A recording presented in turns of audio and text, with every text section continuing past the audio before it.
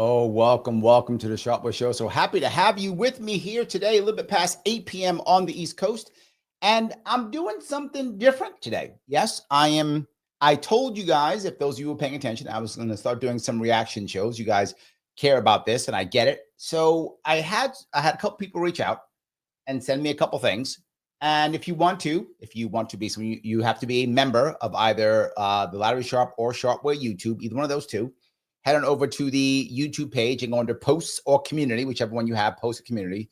And there's a link there that says, hey, if you want something, there's a picture of a guy getting a bunch of gifts. Go to that picture, give you the email address, email me what you would like me to look at, and decide if I want to react to it. If it's short, I may watch the whole thing. If it's short, if it's long, I watch a chunk of it before I start.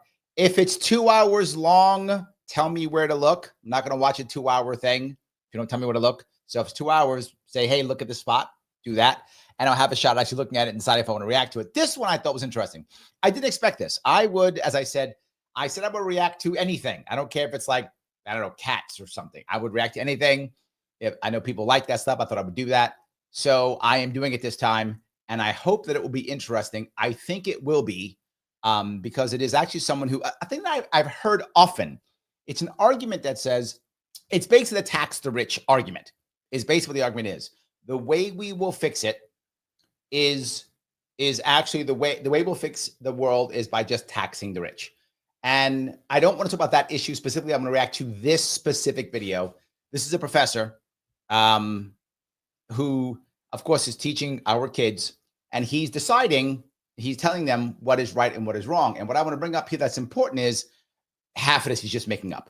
I mean, I don't mean to be cruel about that, but at least half of this, he's literally just making up. Let me see if I can get over here and make sure I'm not missing anybody here. I want to make sure I'm not missing anybody here. I don't think I'm missing anybody here. Yeah, okay. Just make sure I wasn't missing anybody here who's running this thing. All right, let me share this with you so that you can see it, and you'll see what I mean. This gentleman, he's a true believer. I will give him that. This guy is a true believer. That is for sure. If you were to go backwards in time and go to, say, the year 1906, or let's just do 1900. 1900. He says, let's go back to 1900. Now, forget that. He says 1900. You were to look at the wealth distribution between the poorest segment of the U.S. population and the richest segment of the U.S. population, you would have found that there was a really big gap. That is accurate. I love that point. He's correct. There was a large gap. Accurate. 1900, large gap. He is correct. Yes. And if you did a chart of that gap, you would have found over time that that gap was shrinking. Oh, probably the low point, the point at which we were the most egalitarian, was right around 1973. So what he's saying is, if you listen to him, and he's telling the students here, from 1900, it's just been going down right there, going down to 1973, which is when we were as equal as we could be. That is undoubtedly, demonstrably untrue. Not true. That is not a fact. That is other than a fact. The wealth gap exploded in the 20s when we had a depression, and also during World War II. So not true. What he just said is not true. If you go back, it was a wealth gap, true, and it started going down, then went right back up, and during the depression, 1920s, it went right back up. So not true. It was a bump. He said that. They don't know any better because they're students, but that's absolutely not. That's incorrect. The wealth gap actually started shrinking a lot after World War II. That's accurate. After World War II, it began to shrink to around 1973. That's accurate. Around the 70s, that part's true. He doesn't say that because what he wants you to believe is all that matters is bad Reagan or whatever.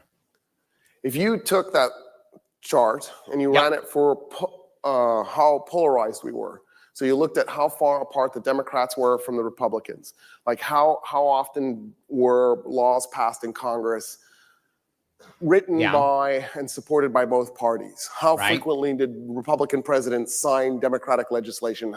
How frequently did Democratic presidents sign Republican legislation? If you did that, I think if I remember back in the 1920s in that regard, I don't remember, maybe it's me, you guys know this. I don't remember Republicans at that point marching with the KKK in DC. I don't remember that. I remember Democrats doing that, though. I remember that. I remember Woodrow Wilson literally resegregating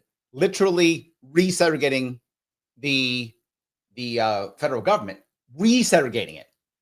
It was desegregated before, and Wilson walked in and went, "Oh, no, no, no, we can't have that," and then resegregated. And then in the White House, he watched that movie Birth of a Nation.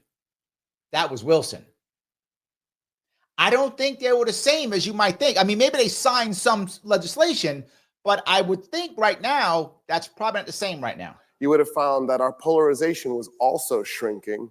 And probably the point at which we got closest to having no polarization was sometime around or before 1973. Sometime around something that's accurate. Now, what he's actually saying is what he won't tell you is the two big issues that happened around that time. Well, there's a couple of them. There's a bunch of big issues. He'll mention none of them. But one of the biggest ones is Nixon and the Vietnam War, right? That is a huge change in America. He will not bring that up at all. He will say the entire thing is cause taxes. I'm not joking. His entire thing is cause taxes. He avoids World War II. He avoids the Vietnam War. He avoids Nixon, all of that. The likelihood that you could be born to the lower class and work your way out of the lower class and end up in the middle class, that's one of those that increased as well. Life expectancy increasing as well. The life expectancy, that's true. That's because taxes? I don't think that's because taxes. I just want to be clear.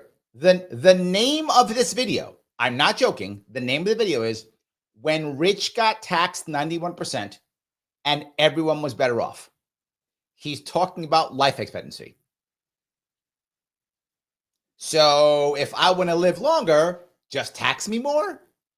Is that how that works? This is just the propagandist. I don't mean to be mean or cruel. I'm not trying to be funny. I'm telling you the truth. This is just the propagandist. And this guy is very popular. Like, you can see him everywhere. I looked him up. Is this guy real? He's real. He's everywhere. He's like some of these guys, they kind of have to stay in college because they can't make it anyplace else, because he'd be laughed out of any other room. There's no way that he'd be laughed out of the room. Like, if you look at all these social dynamics and you start in 1900 and you run it towards 1973, you would have found that they were all going in the direction that I think most people would agree was exactly the direction that was desirable.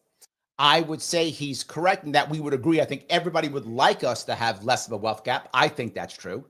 But from 1900, there's a straight line down. Yeah, no, that's not true.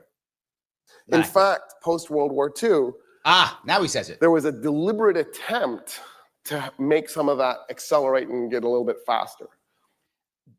That also is not accurate. There was not an attempt to do so. I'll explain why in a second.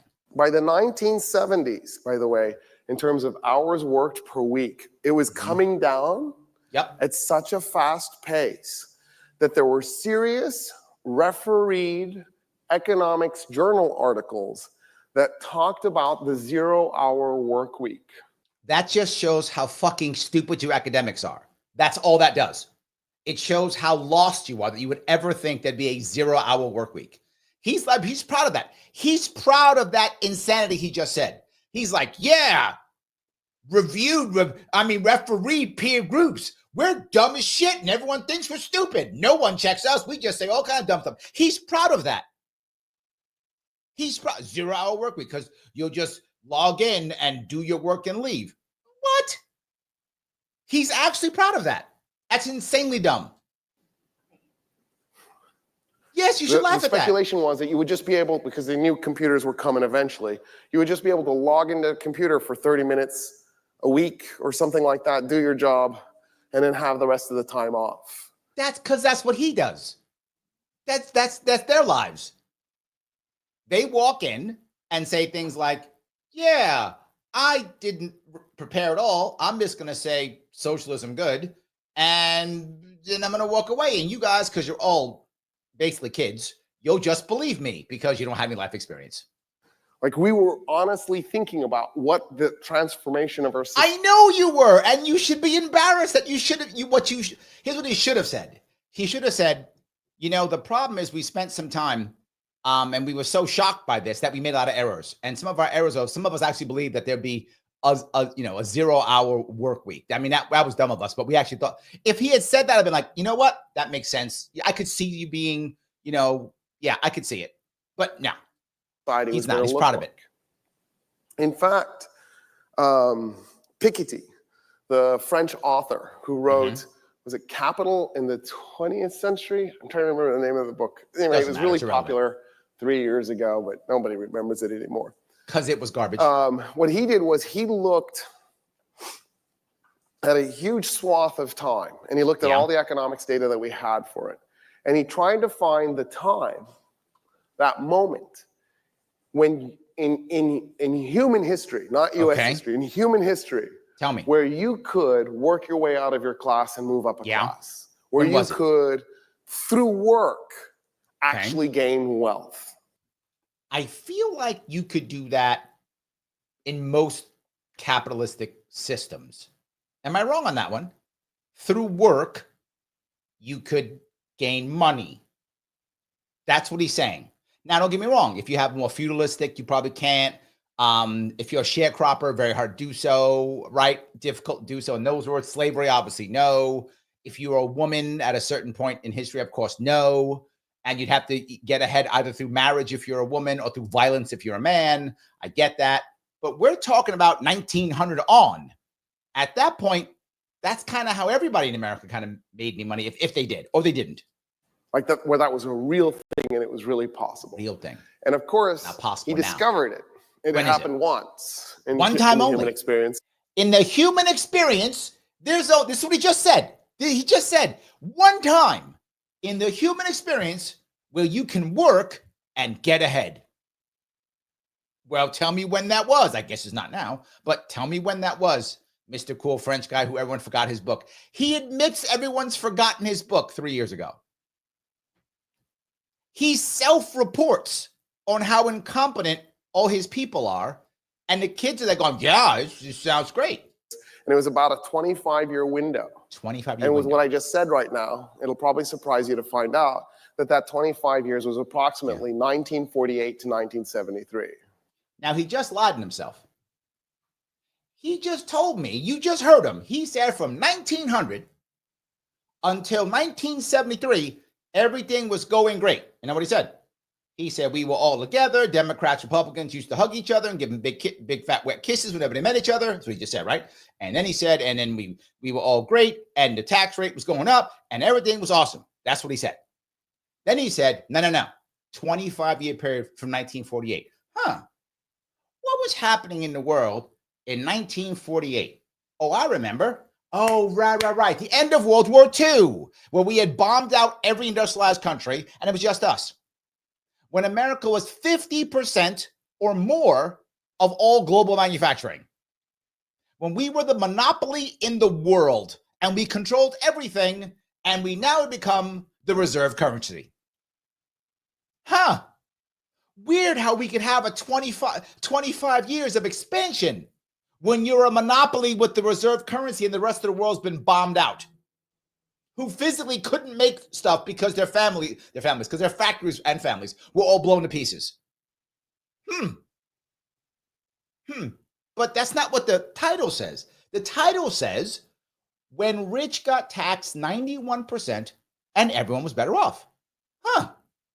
So I guess that whole World War II, everything being bombed out, us dominating the world, that was nothing. That was just, it was a 91% taxes. That's what did it. He's smiling. And these people in there going, yeah, it makes total sense. In 1973, if I remember correctly, tell me. UT's tuition was $70, which $70. I believe if you put it into today dollars would be about $300. So who here would be upset if they were going to pay $300 in tuition Nobody's raising their hand. That's okay. Wait a minute. Now he's on tuition. I thought this whole thing is about 91% taxes. That's what he said, right? Did I miss that? I don't know. Oh, Garrett likes what he's hearing because Garrett just gifted 10 memberships. Guys, grab those memberships. Why do you want those Here's why you want those memberships today. Here's why. Because if you take the membership, you now can send me a video that you want me to react to. Extra bonus. Look at that. Grab those memberships. Do that. Email me so we can see what we want to talk about for next time that we do this. So please do that. It's very important. Now, remember I used to have the rule that if you made $10 million in a week, that you can't take his membership, you got to pay for it? Okay, different rule now. If you're taxed at 91%, you may not take this because that means you're super gazillion rich. So you may not do that. So if you're taxed at 91%, you may not take this. But if you tax less than 91%, and for some of you in New York and California, you're going to need a calculator to figure out if you're up there. So there we go. There's your new rule. I appreciate that. Thank you very much, my friend. I appreciate it. By the way, since we're talking about that, do me a favor, click the button known as Lima India Kilo Echo. Click that button. Do it now, right? Otherwise, you're going to get taxed at 91%. That's how that works. I don't make the rules, guys. That's what happens. So do it. Not just that, though. Repost this, reshare this right now if you would. The more you share, the more you repost, the more people see this. It does matter. If you want to super chat me, of course, you can super chat me on YouTube or rant me on Rumble. All good. That's great if you can do so. But either way, no matter what, please follow me if you would. Follow me on YouTube. Follow me on Facebook. Follow me on X. Follow me on all the things. If you want to become a member, you can. Grab one of Garrett's. It's awesome. Garrett, coming in hard again. I appreciate it. Absolutely. So let me keep going down here. That's fascinating. Fascinating. That happened deliberately. He can't figure out why that happened. I just told you why. And if you think I'm making that up, you can do a simple Google search, a simple YouTube search. America was over 50% of all global manufacturing. And because of the Bretton Woods Agreement, we were now the reserve currency. We had replaced the British Empire. Yeah, of course. And now add one more piece. We have all this manufacturing to do to rebuild the entire world, which was bombed out. We didn't have enough bodies. We didn't have enough bodies. So we needed more and more bodies to come in and do this. The reason they're charging tuition is really simple. Okay, listen to this one. There's a reason. Why are they charging tuition? Why do you think they're charging tuitions? What's the reason behind that? Could it be to make money? No. What's wrong with you? Making money. It's not why. I'll tell you why. He's going to tell you right now why he did it. Go ahead, tell me. It does two things, really. One, it takes you out of the protest force. See that? It takes you out of the protest force. It's not for money. Protest force. Duh. If you're paying tuition, you have to get a job. If you have a job, you have less time, you have less energy, you have less motivation to go. See that? What they care about, whoever they is, the bad guys, the evil people, maybe I don't know, whatever. Those people, they said, hey, you got to charge tuition. The colleges said, why? We don't want to charge tuition because I don't know why. We don't do that. Even though he said they do it. He said they have tuition. Then he goes, you know why they charge it? Okay, tell me why. And he says, to get these people out of the protesting. What? Yeah, to get them out of protesting. So we're going to charge tuition to get them out of protesting. Yes. How? Because then they'll have to get jobs. And this is what he just said. They'll get jobs and then they won't have time. That's what he said. Do you understand how stupid this is? Do you get how brain dead? I'm sorry, that's not true. Do you get how you have to look at your students as brain dead for them to accept that as true? Do you get why this guy has to stay in colleges? If he were to be outside of a college, he would be eaten alive with that stupid shit. If I'm in his boardroom and they bring this guy and he goes, we got to start, charges Okay, great. Let me ask why. Well, to keep people out of the what? Why is this guy here? Will someone please throw him out before I throw him out of the window? What is wrong with this guy? But he's getting paid. He's teaching our children this stupidity. Go out and organize and protest. And because now, luckily, because now we charge all his tuition, there's no more protest. Oh, wait. Well, like a place like Columbia has so much, there's surely no protest. Oh, wait. Well, there's other colleges, I'm sure there's no oh, wait. Yeah, makes no sense. And he actually said that. Right? When we began ramping up the public school tuitions was in the early 70s, in the aftermath of the 60s. What could have changed in the early 70s? Trying to figure out what happened in the early. Oh, wait, was it the 1965 Higher Education Act, which then allowed the government to start backing loans? Oh, it could be that. See, it could be, in theory, it could be the 1965 Higher Education Act, which was put out there and then all of a sudden made it to where the government now was vested in making money off of students in college by a percentage. So therefore, when you have a higher tuition with a percentage, you make more money.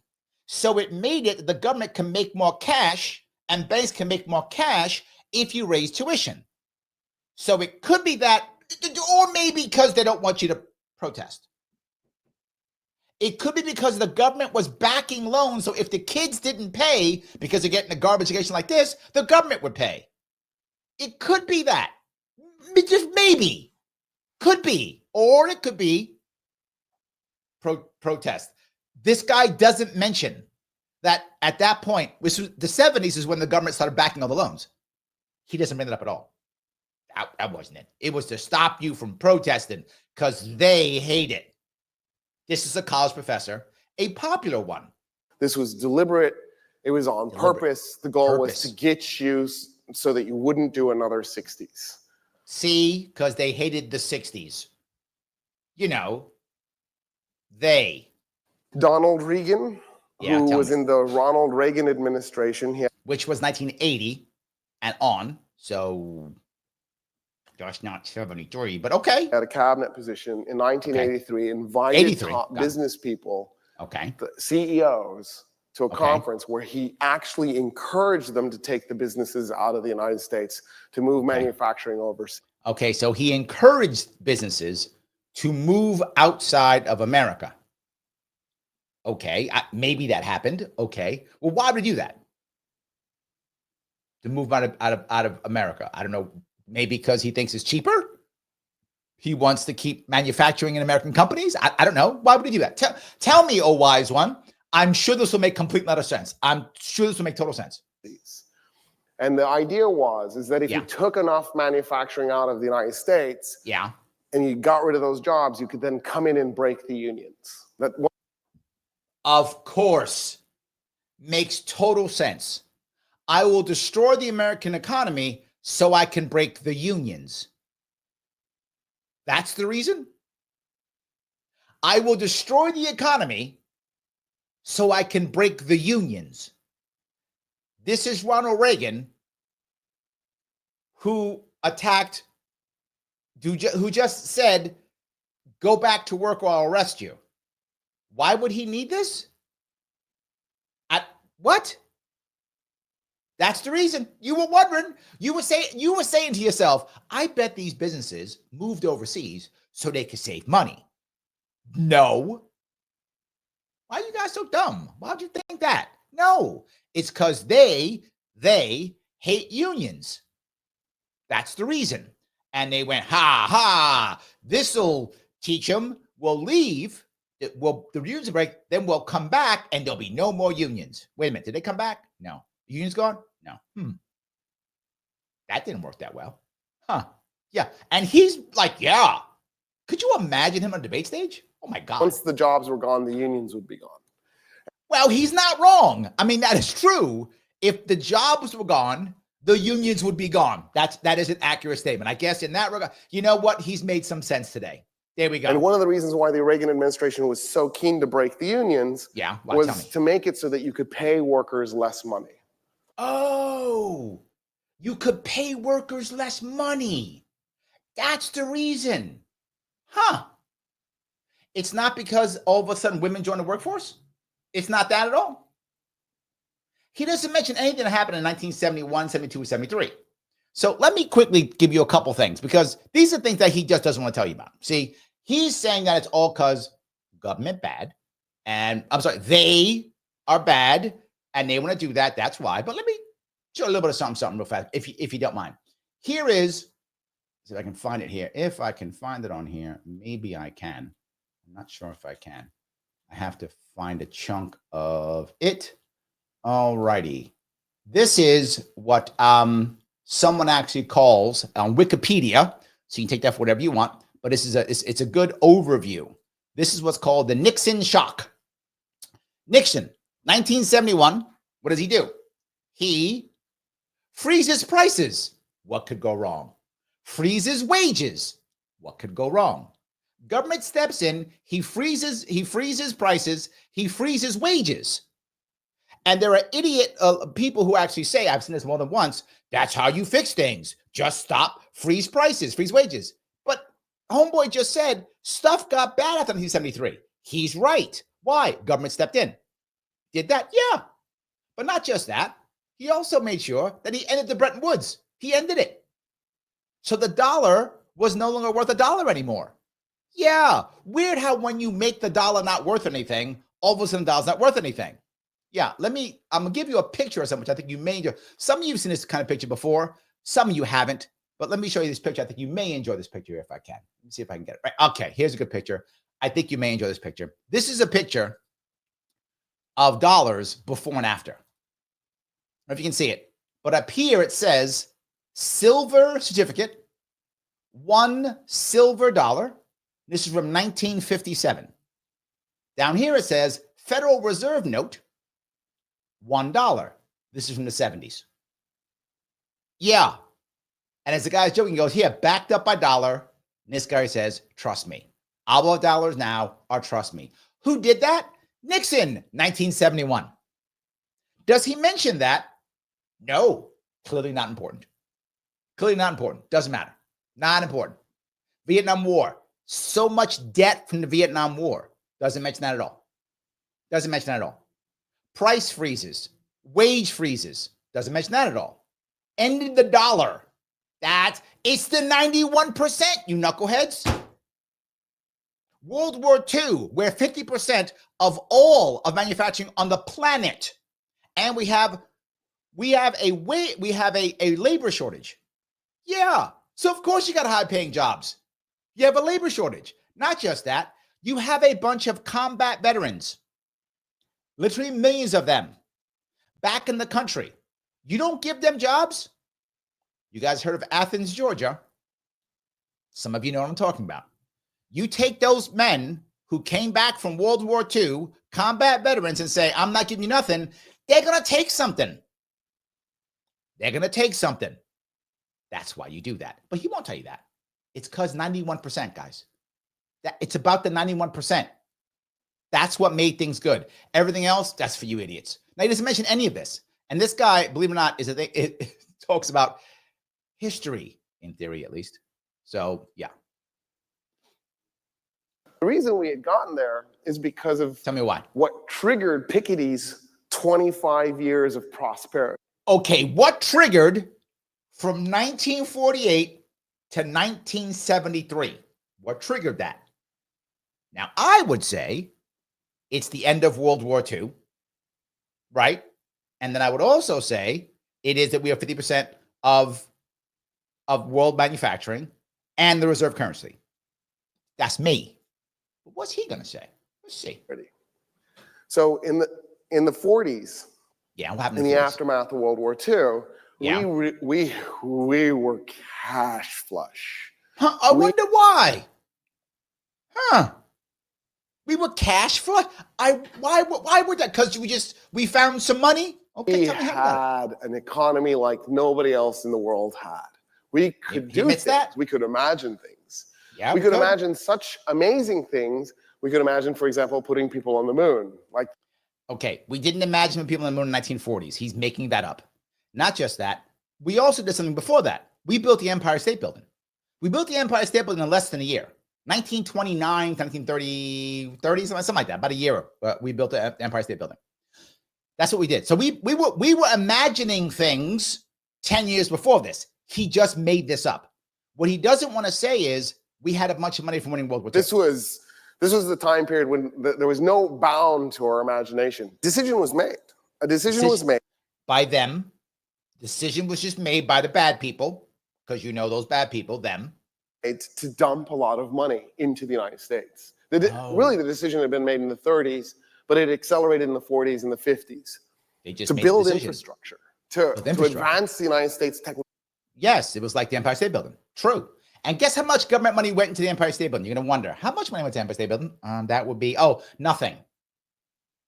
The Empire State Building was built with all private funds. Yes. But we can't build things without government. Somehow we did. Crazy. Logically, to dump a bunch of money into research. Okay. But also a decision. Okay. Yes.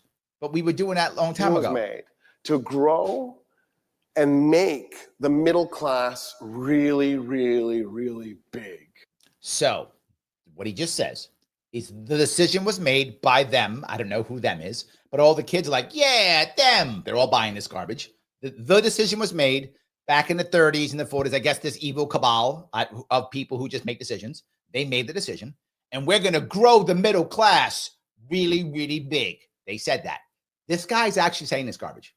He doesn't realize how dumb he sounds. But they did. Okay, why did they want to build it really, really big? What was their logic? He's going to give us something savvy, I'm sure. Now, this wasn't because we were like, oh, Aristotle said you should have a big middle class. I doubt we read Aristotle. You doubt we read Aristotle? Who's we? He wasn't in charge. And the people in the 30s and 40s actually did read Aristotle. No one in that classroom has. Let's be clear. No one in that classroom has. This guy probably didn't, but no one in the classroom has. They actually did read Aristotle. You know what I mean? I mean, there was 10 people maybe who had. Only 10 people read Aristotle. This dude loved making stuff up. Just make stuff up. 10 people who. Okay, I like it. Tell me some more stories. It was actually a mathematical calculation. It was actually an economics thing. Calculation. Here's the thinking. It's going to sound crazy. Tax the hell out of the rich. That was their idea. Eisenhower did. He took the tax rate for the top tax brackets to 92. Okay, so his thing is, prior to that, he said, they weren't taxing the rich. Then this is what he said. Now I'm telling what he said. He said then the 10 people who read Aristotle, whatever it was, those people, the decision was made that they are then gonna make a big middle class. And to do that, the plan to make a big middle class, that's the plan, is to tax the rich by 91%. And the business people went to Eisenhower and said, hey, Eisenhower, we're business people. You know what we need? Because we didn't read Aristotle. We need you to make the middle class really, really big. So could you tax us 91%? That's what he just said. Because you have to tax the hell out of us, because that's how you make a middle class. That's what he just said. You can rewind if you think I'm crazy. That's what he just said. Percent. Eisenhower was a conservative Republican who was backed by businessmen. Okay. Who approved of the 92%. Okay. The guy who he says is backed by businessmen, who he said that, is the guy who gave the speech on the military-industrial complex, literally American businessmen, and said how bad they were. That's that guy. Actually, they whined. They said it was too high. And so in his second term, he lowered it to 91%. Give everybody a little bit of a break. And that's when our economy was booming. See? That's that 25-year span. That's what it was. It was the tax rate that did it, guys. Even though he said 48 and this was in the 50s, but that doesn't matter. Even though World War II has happened, that doesn't matter. I guess I must show you real fast. Because what he said. I'm just saying what he said. He said that. Here is actual income tax rates. The actual income tax rates. I'm going to show you them. So again, I bring receipts. You know I do. I bring receipts. Actual income tax rates. If you can, I hope you can. And here you can see in the 1941, 1942, 88%, 1944, 91%. It was already that high. It was already that high. The story he just told you is a lie. There it is. You think I'm making this up? Check it yourself. You can find it. Already that high. And it was high before. It was 73% right after World War II or after World War I. Yeah. And they lowered it. Why? Because the depression was coming. So they lowered it. Why would they lower it? To get out of depression. Yeah, it was now 25%. Yeah. So why would these rich people decide it was okay? I guess they backed it somehow. First off, he just lied. It's just not true. It is inaccurate what he just said. It was higher before. It was higher in 1944 during World War II. It was higher. Yes. Why would they do that? Why would they accept that as true? Why would they do that? Oh my God. Because they love, no. Because in reality, the actual tax they were paying was less. Yes. It was actually less. They were only paying about 30% in taxes. Why? Why would they agree to this? Now, if you're savvy, you've already figured this out. You make a very expensive high tax rate so you can make a whole bunch of loopholes. Now, why would you want loopholes? Why would business want loopholes? To set precedent. What? Yes, that is how you have corporate capture. That is how lobbyists work. Lobbyists work based upon a tax code. So you have to have a big, heavy tax code. Why? So you can have lobbyists. So you can control government. So you can control these guys. So you can give them money and get them to vote the way you want them to vote. Do you really think, any of you think, that the top people in the country went, can you please tax us 91%? You'd have to be insanely naive to think that was the case. They made a very detailed case because they wanted to make sure they could use lobbyists to control the government, which worked perfectly. That's how you get a military-industrial complex. The 91% thing is what made the military-industrial complex, because now they began to control the government completely, utterly, completely. They control every person. Yes, of course. Because they're altruistic? No. It isn't about the money in this case. It's about the control. That's how it actually works. But of course, this guy doesn't get that. He doesn't get that. Dave says, in World War II, the top rate was around 96%. Also, very few states had income tax. Also true. Yes, absolutely. Yeah, 100%. But I just showed you the actual details of it. I just showed it to you, right? It's already there, right? So let me show you. This is really quick. This is from Google, a simple check from Google, which talks about the wealth gap. If you look at the wealth gap went up when he said it was going down. Went up. Then it was stable. He says it went down. That's not what Google says. Google says it was stable. Then Google says, and maybe Google's wrong, it's possible, you can show me, that it started getting worse in the 70s. What happened in the 70s? Oh, I already told you that. We made our money utter garbage. Nixon. We put in price controls and we put in wage controls, and the economy suffered. Where had that happened? Well, once you put in price controls and wage controls, which Nixon put in, do you think that then businesses might say, hey, you know what? Maybe I want to take my people overseas, my business overseas. Why? So I don't have price controls and wage controls. Could that be a reason why that happened? Because I don't trust my own government? I don't control them enough. I need to control them even more? Could be. Could be. But does this guy mention any of that? No, he mentions none of it. He just says 91% is how you make a middle class. How you make a middle class is when you have valuable labor. And from 1948 to 1973, we had very valuable labor, right? And more solid that's money. 8 years right in the middle of that. And the reason why our economy did so well. Okay, here we go. The reason why the economy did so well, he's going to tell us now. This guy is brilliant. He's a professor. Phil, stop. He's a professor, okay? Listen up. Learn something. Stop typing and start learning something. Learn what this man's telling you. It was like this.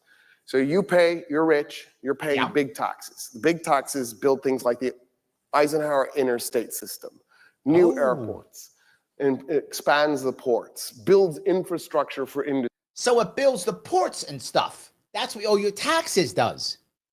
See? Like the World Trade Center, like the Port Authority, all those things. It builds all those things. Oh, wait, no, it didn't. That was all done by bonds. Huh. That was all done by bonds, homeboy. Look it up. Think I'm making it up? Look it up. Done by bonds. Not a thing. World Trade Center, by bonds. Not a thing. Industry. Not taxes. We hire a bunch of new people, a bunch of GIs coming out of World War II. Yeah. Those guys, by the way, are not only being able to go to college for free, but we've also set up these new loan systems so they can buy homes. So there's this big building boom with all this new money that's being injected into the economy, ending up in the hands of. The money's not being injected into the economy. We're making tons of money because we're over 50% of global manufacturing. Right? And we're the reserve currency. So all trade is in dollars. It's kind of not because we randomly he has no answer. He's just like, well, decisions were made and money was put in. Why do you think these kids come out going, we could just make jobs? Because he believes in magic. I wish I was joking. This is a professor, and it's not Hogwarts. And this guy believes in magic. Decisions were made and money was put in. His words, not mine. These soldiers coming home from World War II. That big building boom added to the infrastructure meant there were a bunch of middle-class jobs that paid really well. Yes. Why would those jobs pay well? Okay, here it is. It's because those same business owners, they love giving their money away. They hate money. That's why they're business owners. And they said, hey, first, can we give you 91% of our money? Number one, beg them to do it. Then, can we just pay these guys lots of money? That's what happened. That's what he's saying. That's what he's saying. People with those middle-class jobs then could go to the store and buy stuff. I like that made idea. In the factories that they were working in. Like that idea too. And who started that? Oh, that was Henry Ford way before World War II, wasn't it? Literally what he said. Literally what he did. Literally the guy who made the work week was Henry Ford, not the government, decades before. Decades before Henry Ford did that. Does he talk about Henry Ford? I don't think he did. But Henry Ford did that. Not Eisenhower. Eisenhower didn't do that. That was Henry Ford. Oh, that's weird. He didn't mention Henry Ford, did he? He didn't mention that. No, he didn't. And he's also not mentioning the most important piece. Why did you have good jobs? One more time. I have to keep saying this. We were over 50% of global manufacturing, and we didn't have enough people to come into the labor force. Why do you think we try to keep the women in the labor force? Why do you think that began to happen? Why do you think it was like giving women and people equal rights? Why do you think in the 60s we went nuts bringing in immigrants? Why? Because we were bored? No, we had a labor shortage. Now, if you now make and the reality of it was businesses were tired of a labor shortage. They're like, that sucks. I'm a labor shortage. So because now I got to pay high wages. I want to pay lower wages if I'm a business, of course, not because I love you, because that's how it works.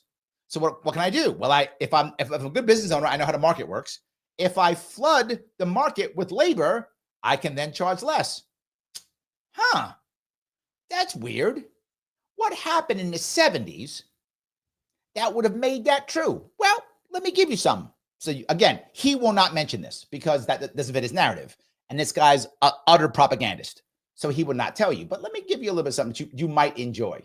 This is, if I can find it, this is labor force participation starting around 1973, the time that he said so, right? He was so worried. And you know what this is? Mothers in the workforce. Mothers in the workforce. So we went, let's throw all these moms in the workforce And look at all the women, mommies going back into the workforce. What does that do? Floods the workforce. What can you do now? Lower wages. It had nothing to do with the 91%. And that started in the 70s. In fact, you see here, it's like 1973, all the way up. Huh? Isn't that crazy? Yeah. Yes, and of course, Mr. I guess 1023, I'll call you that. Didn't Eisenhower deport most people ever? Yes. Why would you deport those people? To get rid of the labor force so you can keep, so they keep their wages higher. That's what he did. He deported them and the wages went up. And people were like, why are you doing this? This is Mr. Eisenhower who supposedly loves businesses. No, he hurt businesses with this. He hurts businesses with this. This guy doesn't bring any of this up. He doesn't bring any deportation up. This is women coming into the workforce. Right here. I'm showing it to you. Does he mention that? No. Not just that. You know what also happened in 1974? Women got to have their own credit. They can go out and work, do their own thing, have credit, buy a house on their own. Yeah. Creating more households. Yes. Which means more taxes. Which means more debt. Which means more money. Which means inflation. Yeah. So I throw women into the workforce. I give them credit. So more flooding into the workforce. Yes. I destroy the US dollar by making it worth nothing. Trust me, bro. That becomes the backing now. Trust me, bro. I got debt from the Vietnam War. There's no tomorrow. I now have the federal government paying and backing all the loans and making money off the loans. So of course, we'll raise tuition because I make more money that way. So of course, it's by percentage. So the higher the dollars, the more percentage I get, the bigger my cut. So I keep doing that. Didn't mention any of that. Nothing. Didn't mention any of that at all. Yeah, none of that stuff. But, it's 91%. And the rich people were begging for it because, as he says, decisions were made by them. This is a college professor who says decisions were made by them. You literally learn more on my podcast than you learn from this guy. Yes, I wish I was joking, but I'm not. And then that money would end up in the industries and the businesses. And then those businesses would pay the heavy taxes to create new infrastructure, to expand the economy, to create more really good jobs, right? Wait a minute, but if that's the case, then wouldn't you want to lower taxes then? What he just said was an argument to lower taxes. See? He can't help but telling himself. See, because then if I spend that money, then they use the money to make new jobs, right? What he just said? This feedback loop, and the thinking was you could just keep growing the economy. All you had to do was hammer the rich. So did you hear what he just said? You could keep growing the economy. All you had to do was hammer the rich. This is why so many youngsters think socialism and tax is the answer, because idiots like him, idiots. I don't know if he's that stupid. Probably an ideologue. I mean, he might be dumb, but the odds are he's not dumb. The odds are he's just a brainwashed ideologue. And now he's brainwashing these kids. Why do you think I keep saying stop going to college? Right here. Exhibit A. I have many exhibits. Exhibit A. You can grow the economy by hammering the rich. Let's assume he's right for a moment. Okay. Do we have any evidence of this? Any evidence of this? Well, let me ask. Let's look right now in America. Right now in America. We can make everything great, grow the economy, all the good stuff. We just hammer the rich. Well, are there any states right now who are hammering the rich? Yes, there are. 3 of them that are really doing it badly, but many of them, but 3 badly. New York, California, Connecticut. Top 5 in heavy taxes. Top 5 in hammering the rich. What do we have in those 3 states? People leaving, high debt, and by the way, the worst wealth gap. He said 91% taxes, so high taxes, hammer them. That's what he said. And you grow the economy. And in his words, everyone is better off. If that's the case, why did New York State lose 100,000 people, even though we gained 200,000 migrants? So we lost a total of 300,000 people. Why? Because we're so better off? That's the reason why. Doesn't make much sense, does it? Why did the IRS say New York State lost $20 billion in revenue due to migration. Again, the IRS says that, not me. The IRS says in 1 year, New York State lost $20 billion in income due to migration, meaning people leaving the state. That's weird. Why do independent organizations say New York State has the worst wealth gap, the worst wealth inequality in the entire nation, and we're the most taxed? Everything he's saying seems to be bullshit. You know why it looks like it's bullshit? I'm gonna tell you why. Because it is bullshit. That's the reason why. He has no evidence what he said. I'm giving you receipts. I'm giving you examples. I'm telling you truth. He is going, decisions were made and money was put in and they figured it out. I don't know who they is or where the money comes from or who made decisions. He just says that. And these guys go, yeah, can I have my degree now? How much do I owe you? $100,000? I guess that's good. Horrible. Everything he's saying is not true. Everything he's inferring in is not true. How about that? Now, the rich went along with it, and it worked. The rich went along with it. Like, yeah, this is great. 91%. That's not true. Okay. Okay. I got something else I want to show you if I could. All right. This is how much people actually paid. All right. Here's what people actually paid. And again, do your own homework. You think I'm making this up? Do your own homework, but I'm showing you the stuff here, right? Actually, the tax rate in the 1950s, if you can see right here, efficiency was 91%. How much did they actually pay? They actually paid around 26%, about 42%, which is what we pay now. We would pay now in theory. In theory, we pay that now, but in reality, we pay about 26%. If you're top 1%, this is you pay. But more importantly, back then, all of them combined didn't actually only pay about 30% of the total taxes. Now they pay over 50%. Yeah. The number of people, there were about 10,000 households then, 1.4 million households then, now, and only about double the population. Yeah.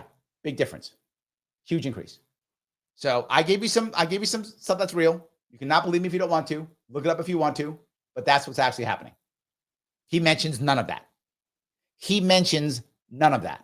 Because why would he? It doesn't fit his narrative.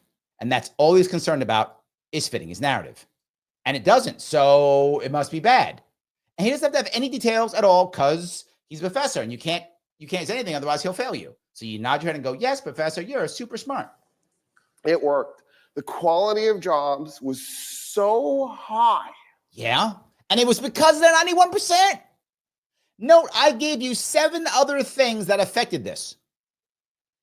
7 other things. But the quality was from that 48. Here's the best part. From 40, he says 40 to 73. Yet the stuff he says is bad happened in the 80s. What happened to the 7 years in between? Doesn't say a word.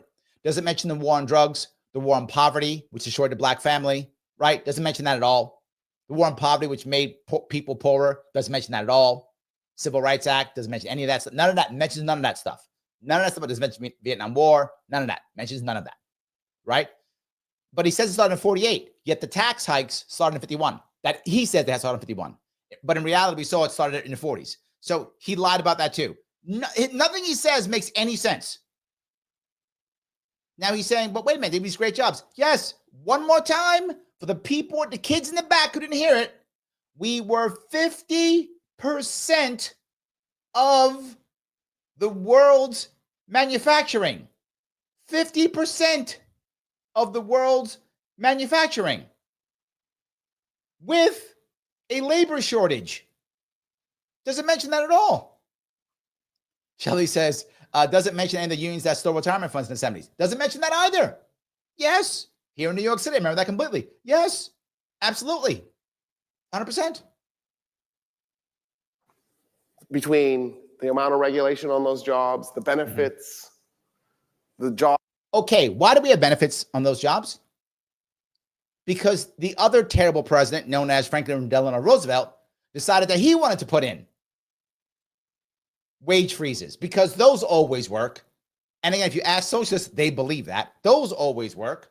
So yeah, they did that. Of course they did. So since they did that, how could you get these people to come on board? By giving them benefits, because you couldn't raise their salary because it was against the law. Because it was against the law. Yeah, they had great benefits. Because the rich people want to just give benefits away? No, because they had no choice. Job safety in those jobs, that meat packing industry. Right? When you think of jobs, probably most of you here aren't thinking, I'm going to take my college degree and I'm going to become manager at a slaughtering plant and get into the meat packing industry. Probably most of you aren't aiming in that direction. He teases that. And the sad part is, meat packing, there's tons of money in it today. Slaughtering animals, I'm not saying you should or don't want to.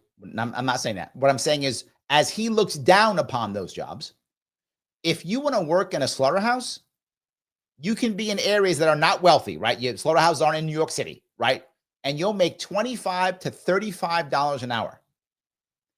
$35 an hour in rural America is a living wage. It's a good wage, right? You live in New York City, you're surviving barely with the roommate in your studio apartment. But if you live in rural America, which is where most of these facilities are, $35 an hour, you're good. You're good. You're good. And he's looking down on that. Half of these people in this room are going to be baristas. I wish I was joking. I'm not. I don't know how old this is. Some of these guys probably already served me coffee because I'm in New York. Came to New York thinking, I'm going to be a teacher. And you're going to, no, you're not. Starbucks is over there. But you could leave with a high school diploma and go apply for a meat packing job. And it was a 1-year wait list to get an interview. So it's fine. He just made that up. That's not a thing. There weren't 1 year, yeah. Kim says $25, $35 an hour is not a good wage anywhere. That's not true. There's parts of this country, Kim, that if you make that, that's a good wage. Absolutely. They absolutely are. If you're in an area where you can buy a house for $50,000 to $100,000, and there are places in America where you can, and that's where most of these meat packing places are. They're in very rural areas. You can buy a house for $100,000, right? Yes, $35 an hour. That's a good wage. I mean, look, you're not rich, but you're not starving. You're not starving with that. That's a living wage in certain parts of the country. No cities. There, not one city, but there are certain parts of the country where you can. Yes. It depends where you live. That's the issue. It depends where you live. For that job. Right? See, Phil says it. Even not bad jobs that you would think were low-end jobs, undesirable jobs, had become such good jobs. They had such good pay. They still are. That hasn't gone away. If you have a job that people don't want to do, that means there is a labor shortage and the price goes up. Packages, such good benefits packages, that there was a 1-year wait just to get an interview. Yeah, he made that up. None of that's true. If you were to go back. He just made that up. That's where that ended, by the way. So I hope that was interesting for you guys to see how bad that was. And that some of you may be thinking, why do these kids believe this stuff? That's why. Yes. I mean, that is why. Hold on. Let me see if I can find something real fast.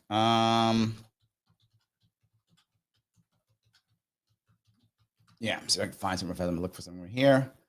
All righty. According to MIT, I'm gonna say, well, this is according to MIT. A living wage average in America is $22 per hour. That is what a living wage average, according to Google, is across the country. That is not the case in cities. Be very clear. Cities, that is not. But if you're making 20 to 30, Andrea says it here. Andrea says it right here. $20 in Springfield, decent wage. Exactly. There we go. Dave says here it's 15 hours, $17.50 here. Yes, absolutely. So yeah, it's a decent wage, Kim. I'm not saying the person is wealthy. I'm saying it's a decent wage. That's all I'm saying. And so you can still get that. It depends on where you live. Again, depends on where you live. That's all I'm saying. So it depends on where you live. So anyway, I do want to grab a bunch of these comments. I want to walk down these roads if I could. I hope I showed you enough interesting stuff to make sure that was, I hope so.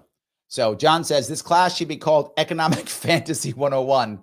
I want to hear this guy talk about broke. Yeah, it is literally. This is his words were literally decisions were made. Money was put in. How?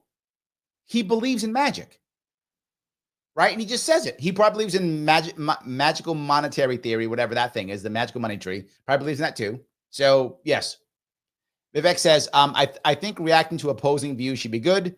You are respectful and thoughtful debater. Yeah, but I did insult him a couple times. But yeah, if he was to debate me, I probably wouldn't have insulted him as much if he's debating me. I might have. Depends. So, yes. Michael says 91% tax rate worked when 90% of the goods were manufactured in the USA. That was part of my point. But the other piece, remember, is they weren't paying 91%. If you make a detailed, confusing tax code, the average person goes, I don't get it. I'm in trouble. I'm worried. I don't understand it. You go, don't worry. We're taxing the rich 91%. Oh, you're getting them rich people 91%? Good. I'm okay with this tax code. That's what people think. The reality is, Michael, is the tax code detailed for them. They get around it. They're actually paying less. If you ever seen the movie, I think it was a 1990s movie. It was 1990s, and it had Tom Cruise in it. It was called The Firm. If any of you saw the movie, it's called The Firm. In the movie The Firm, Tom Cruise plays a new lawyer coming in, and the wealthy people all have this firm, and they all use the firm to pay 7% tax. 7%. Yes, they pay the firm to pay 7% tax. So yeah. That's actually a thing. So now that obviously a movie, an exaggeration, but the concept is exactly the same. The concept's the same, even though that's a movie, actually. So yes. All right. Matt, thank you for being a member, my friend. Just dropped $600 at the vet today. Damn. Okay. To find out my cat has diabetes and needs to be on cat Zempic the rest of his life. What? Where's Medicare for all cats at? Oh, I'm sorry to hear that, man. That sucks. People don't always realize it. If you don't have a pet, you don't realize how much pets are part of the family, right? If you don't have one, you probably don't really know. But if you have a pet, you get it. Like part of the family. I've had many. I've never had a cat. I'm allergic to cats. So I've had many dogs. So yeah, absolutely. Joel says, did someone mention our tax code? We need to fair tax. Research fair tax. I like that idea. Yes. Michael says, taxing 100% of the wealth of the top 10 rich people might pay our interest on our national debt. Probably not. But yeah, the point is, look, this is how it actually works, which is why you don't hear me talking about punishing the rich. You see me talk about raising up the poor, because you can't really punish the rich. Every time you try, they will get around it. Why? They're savvy. They have wealth. They have resources. They control the government. It doesn't work. But they want to keep us down. No, that's propaganda. The wealthy don't want to keep anybody else down. They don't care. There's a difference between being evil and being apathetic. They're apathetic. They don't care if we're rich. They don't care if you're rich, he's rich. They don't care as long as they're rich. They don't care who else is rich as long as they're rich. That's all they care about. Me and my family taken care of. You're rich, good. You're not rich, good. They don't really care either way, right? That's the piece. So if we can raise other people up, now we're winning. If we try to attack them, what do? They build higher walls. They make things hard to deal with. They take more of our stuff. The wealth gap increases, and then they leave. They're the ones who found ways to make no taxes in the Cayman Islands or wherever they go to, Turks and Caicos or wherever they go to have to pay no taxes. Of course. Not just that, there are more people renouncing U.S. citizenship these last couple of years than ever before. Last year was a all-time record of people renouncing U.S. citizenship. Why? Because the U.S. taxes you no matter where you are in the world. Not all countries do that. Most countries don't do that, right? So if I'm a citizen of Germany, but I live in America and I live and work in America, the Germans don't tax me because I'm not living and working in Germany. But if I'm American and I live in Germany, America still taxes me because you're American, pay your taxes, goddammit. But I live and work in Germany. Don't matter, pay taxes. America does that. So a lot of rich people are like, I don't want to do that anymore. They're leaving. Now, the more we begin to hate the rich and don't like them, which is fine, they leave. They're paying 40% of our taxes now. We lost $20 billion just in New York State.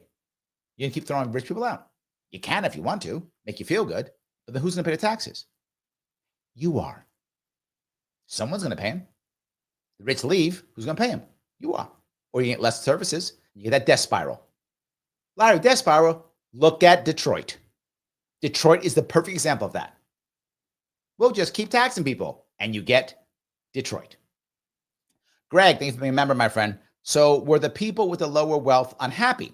What if they were farmers with a simple life and were happy? Is a large wealth gap necessarily bad? It's a very valid point.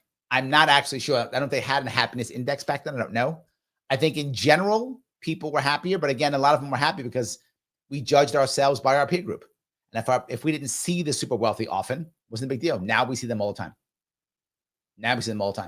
So yeah. Michael says, Elon paid the highest ever single taxpayer income tax bill in like 2023 at near $14 billion. Let's throw him out of the country and lose $14 billion because Elon bad. There we go. So, yeah. All right.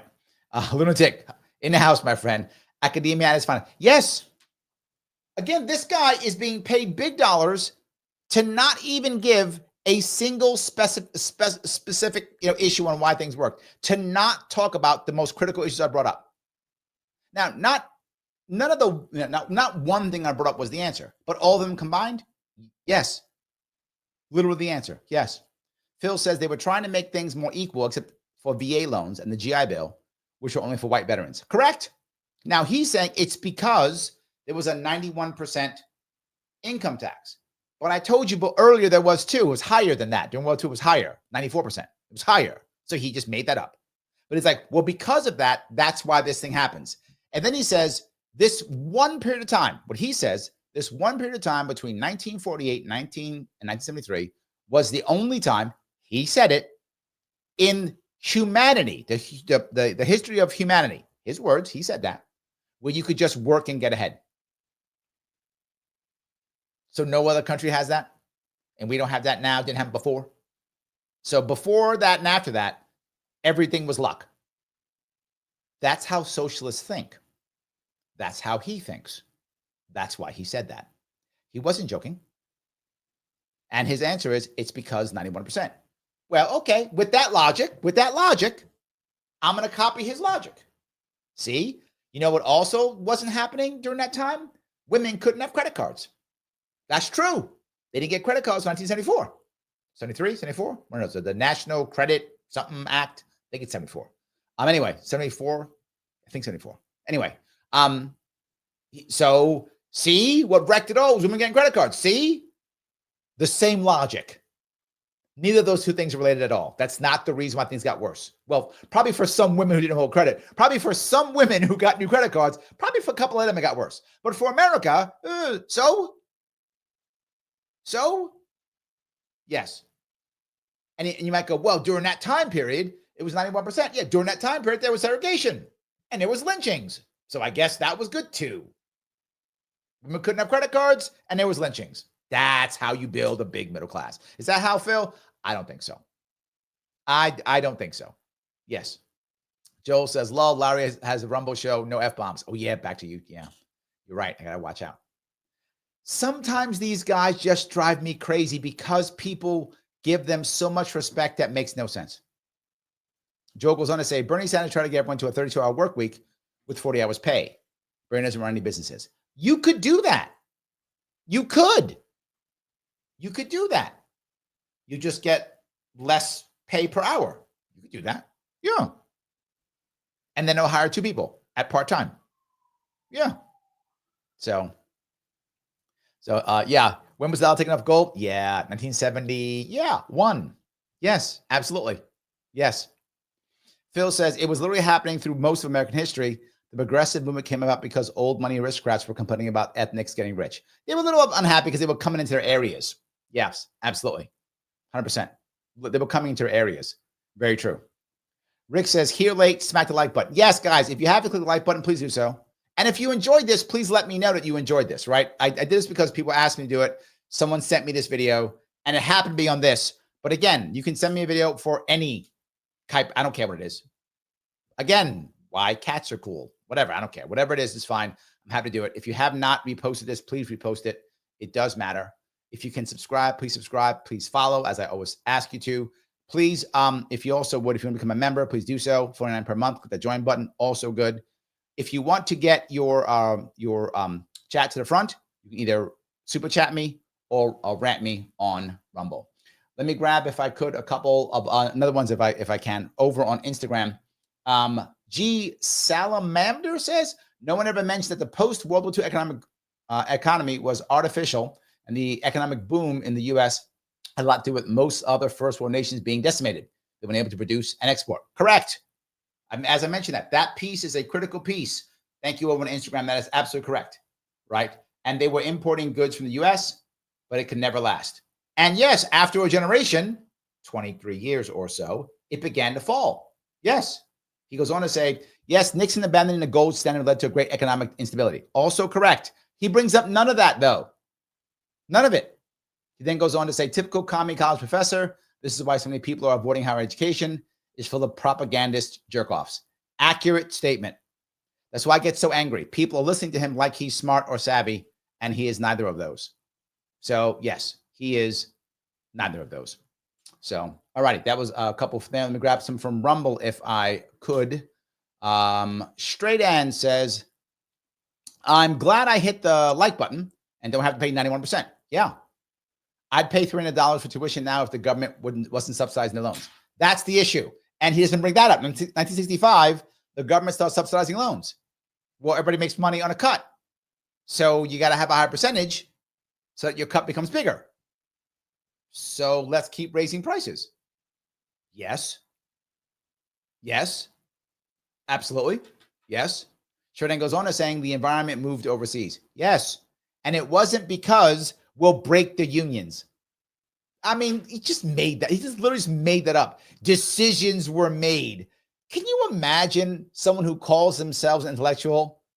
Imagine if I was sitting here and I sit here until I tell you I'm all smart and everything. I'm so smart, look how smart I am. And then you say, well, Larry, who did it? You know, people. What do you mean people? Yeah.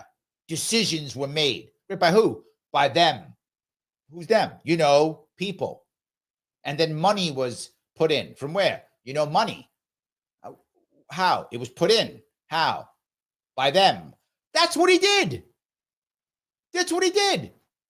And then the rich businessmen said, please tax us lots, and let's make a big middle class. And we knew hammering us because, you know, when I think about businessmen, first thing I think of is altruistic people who want to be punished.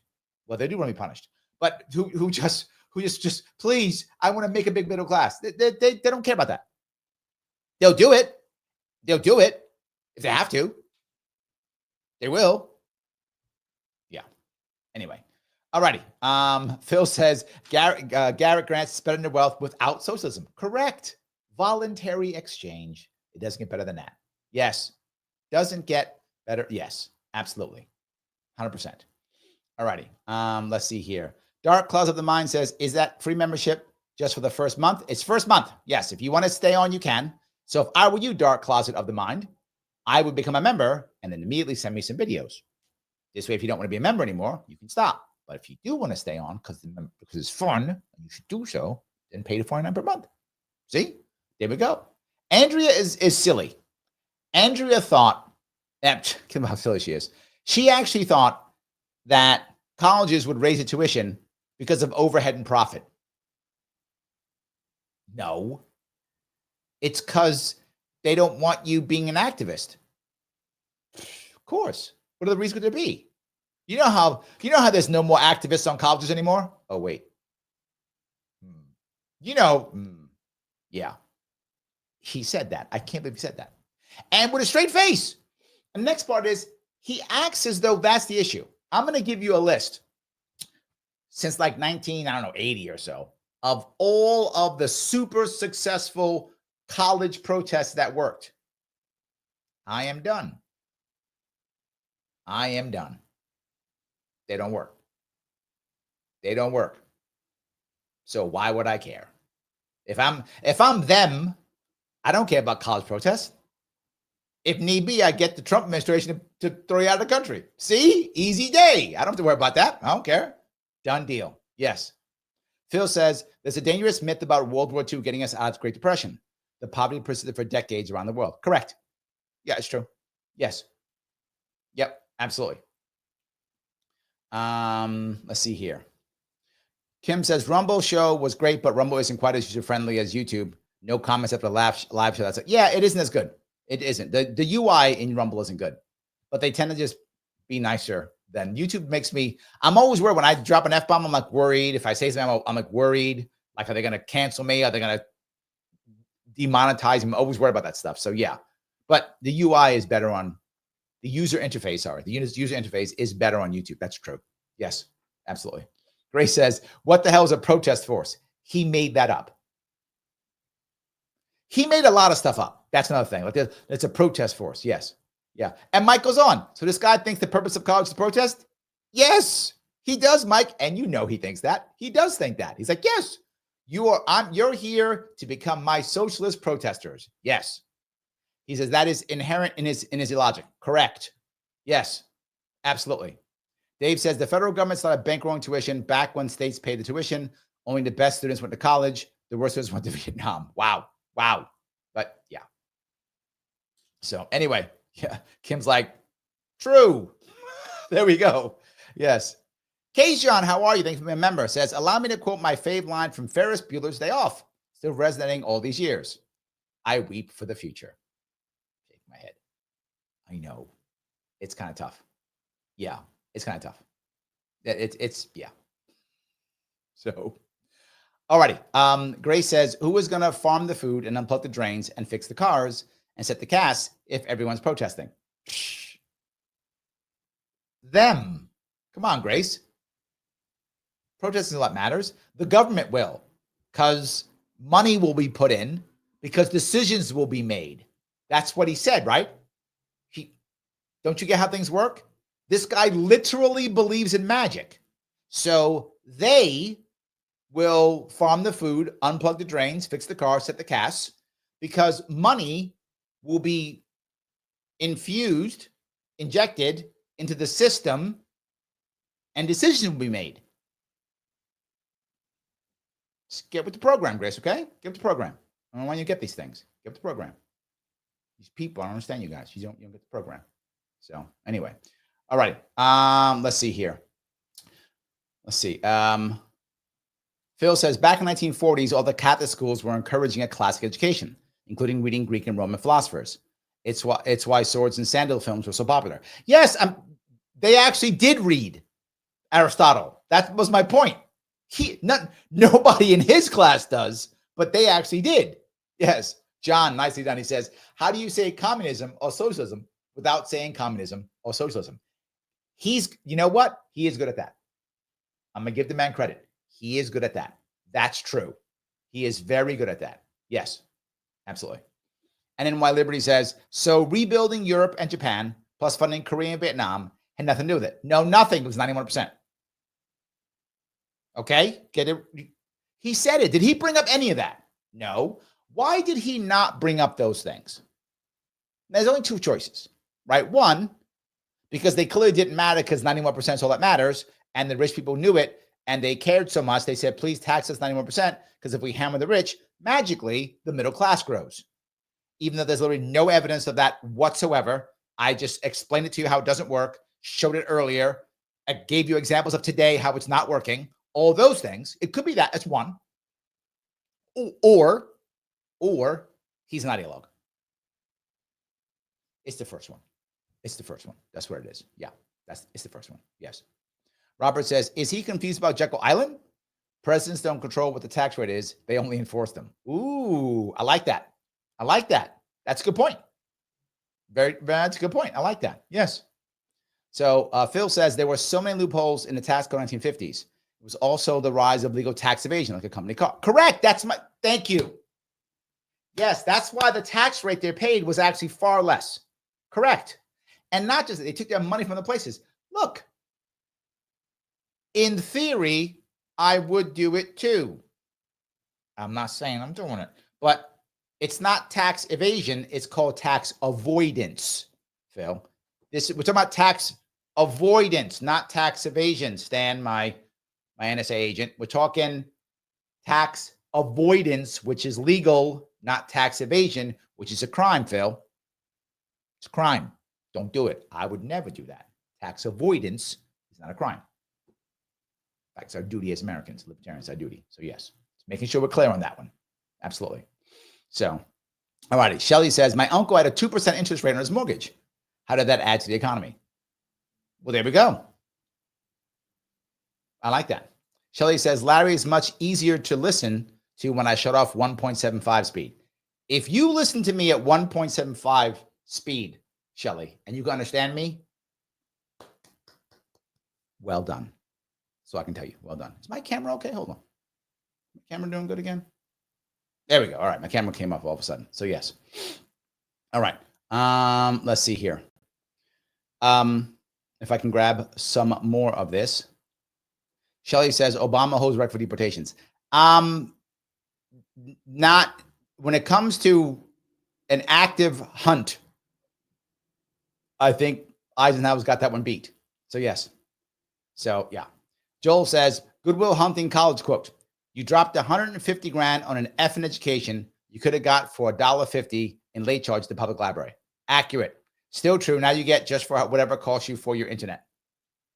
Whatever costs for internet. Everything I did, you could just get on internet. Everything. Yes. Yep. Phil says, 1973, women got their own credit cards. 1974, comedians start telling the joke, women be shopping. You're not wrong. I'm sure there were some women who were unhappy they got a credit card. I'm sure some of them were. So yes. Kim says, putting mom to work led to latchkey kids. Then TV programs were made to babysit the kids and brainwash them. True. The roots of the broken family were cultivated in the late 60s and early 70s. Also true. Yes. Also true. Yep.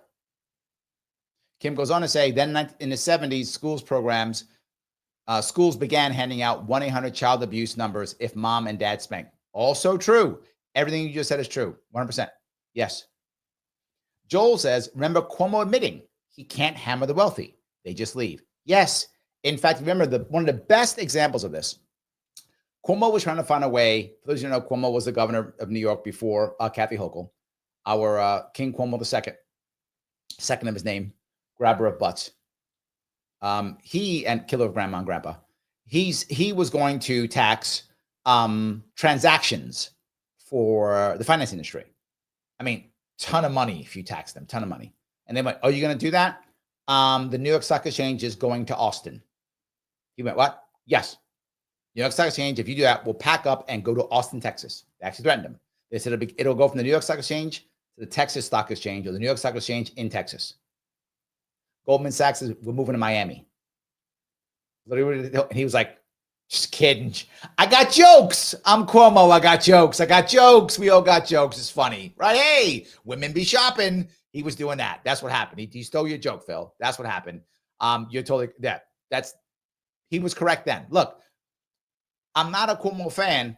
Doesn't mean he's wrong. That's all I'm saying. Mike Val says, here's the thing, Larry. Activists, politicians, and educators can voluntarily pay up to 100% of tax if they want to. Agreed. Let them. None do that. They don't. You're right. It's that they want others' money only for their preferences. Think on that. Yes, look, socialism is awesome when it's someone else's money, isn't it? Right? If I'm taking your money, Mike, socialism is great. I'm going to use all your money, and I'm going to spread the wealth. Larry, you're so good spread. Yeah, it's Mike's money. I'm spreading Mike's money. I love it. I'm going to spread all the you get money, you get money. How about your money, Larry? Not my money. I'm keeping mine. I'm giving Mike's out. Socialism is wonderful when it's somebody else's money. But what's that old saying? Socialism always fails eventually, because eventually you're running out of people's money. And in the case of New York, they just leave. You don't have it anymore. So, yes. 1023 says, I attended Larry U and graduated debt-free. See how easy it is? Done deal. It is so easy. Done deal. Shelley said, my economics professor had to look up minimum wage. Yes. Yes. Phil brings up this point to Mike, and it's the one that drives me crazy. This is why I get so triggered. He says, Mike Voss, you're absolutely right. They pretend they're smarter than billionaires and envy their access to money. Yes. It's right on the money, Phil. Right on the money. 100%. Yes. Phil says, Larry, you, Dr. Sharpe, giving us educational milk for free. Yes, but you can, if you want to, become a member. It is optional. It's voluntary, Phil. See that? It's voluntary. Yes, it is voluntary. So all good. So John says, unfortunately, people of this mind frame believe there is some brilliant minds behind the curtain, was the Voz reference. He is saying that we are not smart enough to manage our financial wealth. We need those government figures behind the curtains to make sure we make enough money. Well, no. Well, the issue here is, right, and this kind of goes back, if you remember, there was that guy who was talking about woke left versus woke right. If you remember, that was my show last week. And he brought up a valid, I guess, thought experiment, I would say. He wasn't very clear in exactly what he meant, but the thought experiment was a good thought experiment. And it was, what is groupthink? And which side will often be the, more how does each side see conspiracy theories? It was one of his comments. I think he mentioned he believes that collectivism, if you lean left, is the only way of doing good, right? Collectivism is doing good, right? But if you're on the right, collectivism is how you do bad. So yeah, I think it's kind of interesting how we think. So yeah, they think, well, to be good, they made decisions that beat up the richest because they are good.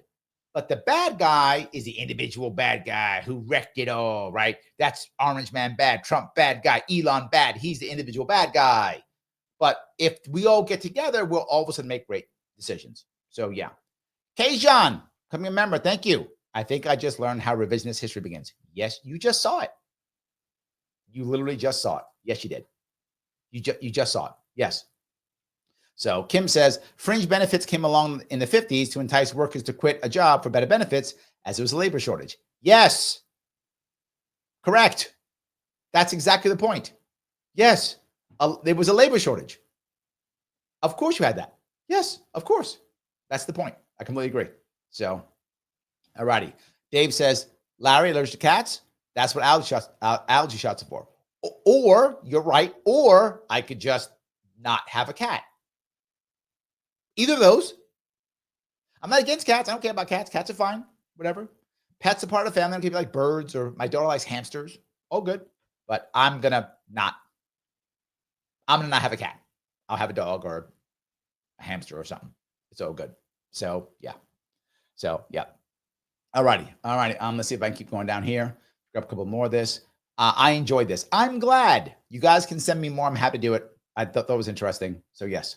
Phil says, maybe we should suggest a video that lowers Larry's blood pressure. He has a lot of capacity, but it's not worth pushing limits. It might be fun. So it could be fun, I think. That's something, I guess. So, yeah. Matt says, I was looking up keto desserts and most like 3 net carbs, but I know total is more than that. Yes, my daughter is a baker and she bakes keto desserts all the time. And not all the time, every week or so. And when she does it, I think I'm still in ketosis. I don't gain any weight on it. I think it's still working. So yes. To go facts, thank you for the $10. What is your opinion on why people, Dems, Republicans, etc., believe what they do in spite of facts? Idealism versus facts. I bring this up all the time, Duke, and people get mad at me. Mike gets mad at me. He's like, that doesn't make any sense because Mike's all logical. And I'm like, voting isn't logical. If voting was logical, I'd be governor of New York. Voting isn't logical, right? It's emotional. It's everything else. It's everything mixed together. Yeah. The problem we have, Duke, is over time, we become accustomed to a thought process, whatever that is. So we lean in that direction. It becomes a whole lot easier to accept that, right? There's a piece of that in the book. Malcolm Gladwell wrote a book years ago called Blink. Some of you may have read it. The book Blink talks about how humans are trained to make snap decisions, quick decisions, things like that. It's kind of their job, right? It makes our life easier. We don't have to rethink everything. We do it in politics too, belief systems, what the case may be. One of the things we decide is an individual that we trust to believe in, well, then their word becomes true. It's easier to accept. So when my talking head on MSNBC or Fox News says Trump is good or Trump is bad, I then believe Trump is good or Trump is bad. Why? Because the talking head said so. But not just that. When we hear the same thing over and over again, we tend to believe it, whether true or not. So if my friends tell me, Trump is a bad guy, and then my other friend tells me Trump's a bad guy, Then my mom tells me Trump's a bad guy. Then I see on TV, Trump's a bad guy. I go, Trump's a bad guy.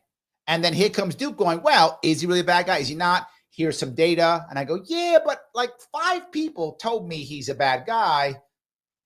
I know you got facts, but 5 people, he's a bad guy.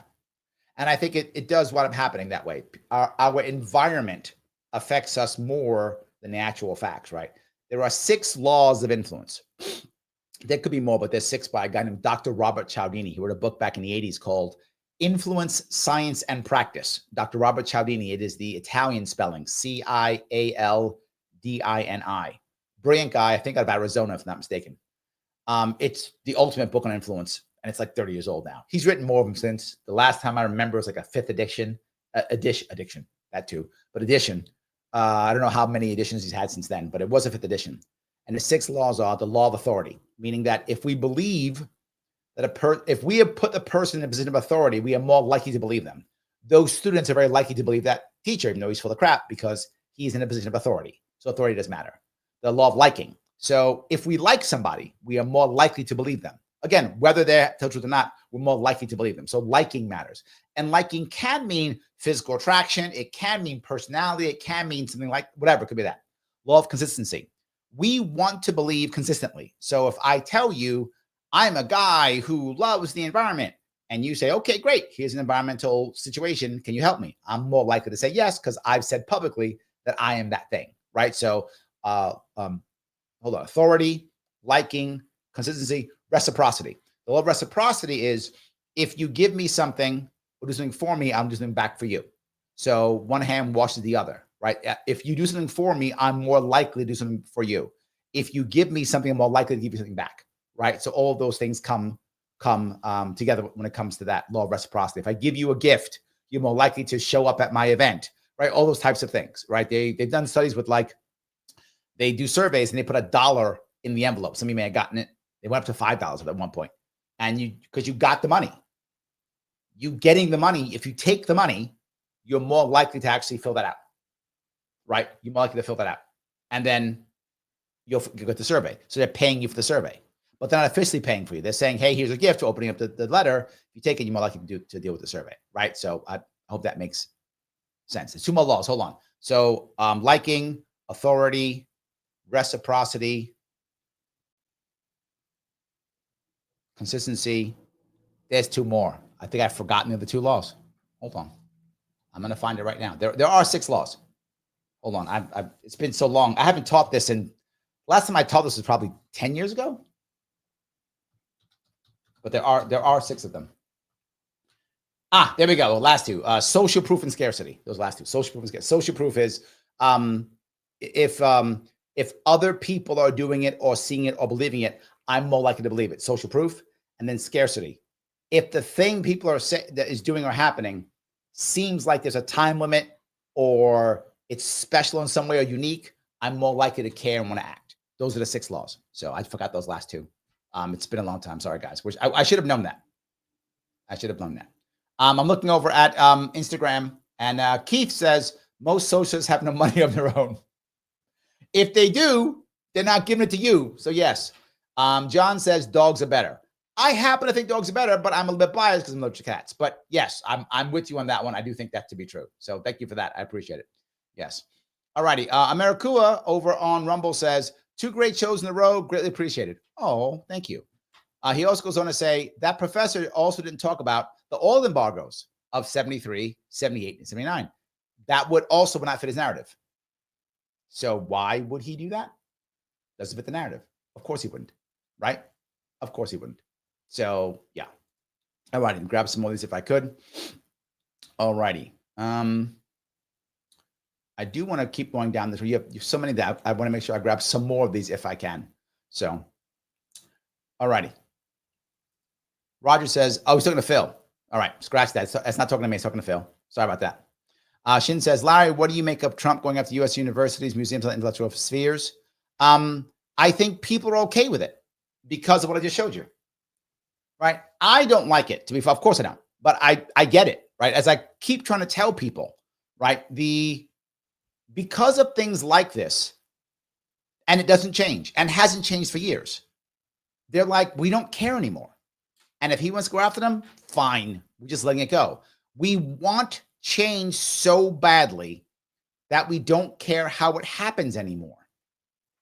And I'm not happy that that's the way it is, but I'm just being realistic. That is the way it is. As Americans, like, we don't care. We'll take it. Just change something. Just fix something. I don't, if it means okay, we're okay with him grabbing people and throwing them out of the country. We're okay with it. Yes, absolutely. So, of course, I don't like it, but all I'm saying is I get it. I understand why it's happening. I understand why people are doing it. I understand why no one's even thinking about it, because they're like, hey, look, I need help. And if that's what it takes, fine. That's the issue. John says he offered to make drinks for the rich coming back to New York State. Cuomo, I remember that. He offered to cook. He said, I'll cook. Come on back. That's what he said. I remember that. He said, I'll cook. Is that crazy? That is, but yes, he did do that. Yeah, got you. Roger says, just got here. Don't know what you're talking about, but here's my take. I'm not hawkish on taxing Musk / Bezos. Because why? Yes, because they provide something society needs. I've let transition them to worker co-ops. Agreed. Yes, I'm with you. Look, I'm about workers getting ownership if at all possible. I would love more workers to own more parts of the business. I'm on board 100% with that. You and I together. Yes, yes, and yes. I wish we did more and more of that. The more people would have ownership, the better we would be. So yes. So Ingrid says, between you and your followers, I've become curious about libertarianism. Do you have a title of a book I can read about it? Yes. The best book for a starter, I think that for me at least, is a book called The Law by Frederick Bastiat. The book's written in like 1830, maybe 1840s. And it is about how broken the French system is. And same as our system now. No difference. It's short. You can read it in one day. It's a short book. It's the way you start. It is called The Law by Frederick Bastiat. You read that, you are set. That's what matters. So yeah. All right, guys, let me ask you one more time. Click that button known as like. Do that if you would.